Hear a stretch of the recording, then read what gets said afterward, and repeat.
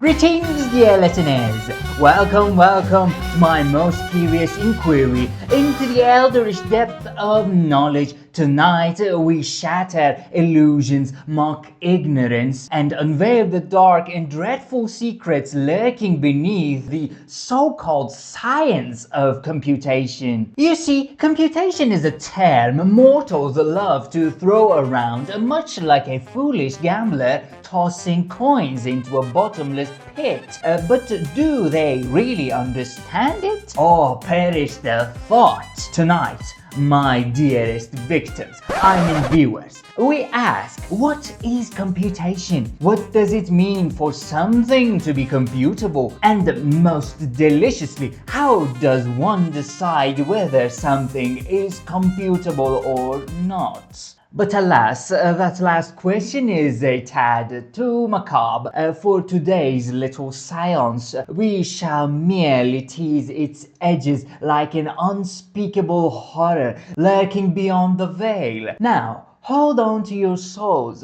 what's left of them, and let the show begin. Computation, my dear oblivious audience, is the art of taking input, performing a series of steps upon it, and extracting an output, much like a ritual, but instead of summoning demons, we summon answers, most of the time. But beware, not all computations are as simple as adding two numbers or calling upon infernal forces. No.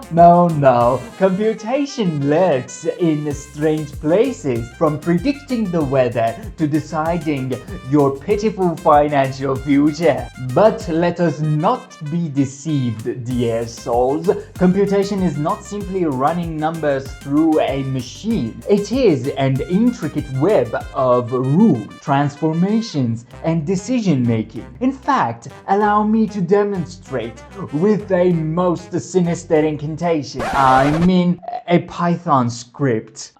Behold a function, one of the simplest forms of computation. You feed it a number, an innocent sacrifice, and it obeys a forbidden process, multiplying by 2, adding 10, and spitting out a result.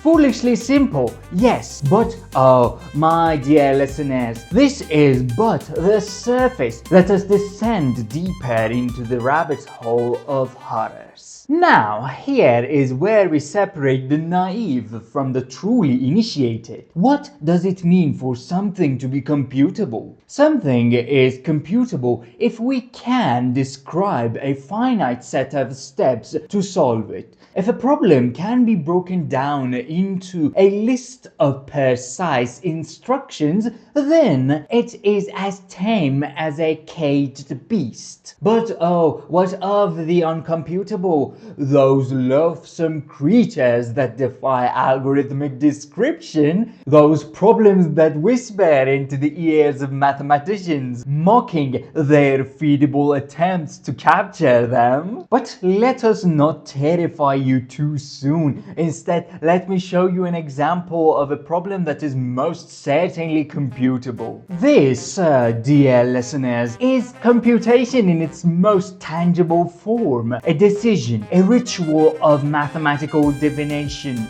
Given any number, we can always determine whether it is even. The power, the control, the dominion over logic itself. But what of problems that are not so obedient? But my dear sweet audience, what happens when we stumble upon a problem that refuses to be tamed? A problem that no matter how many steps we try, no matter how powerful our machines, cannot be computed. Yes, they exist and they are watching. But that, my dear unfortunate viewers, is a tale for another night. The true horrors of uncomputability, the unprovable, the undecidable, are best left to fester in your minds. Until then, sleep well if you can. And so, dear listeners, we conclude our little seance on computation. I do hope you have enjoyed this entanglement. If you dare seek more knowledge,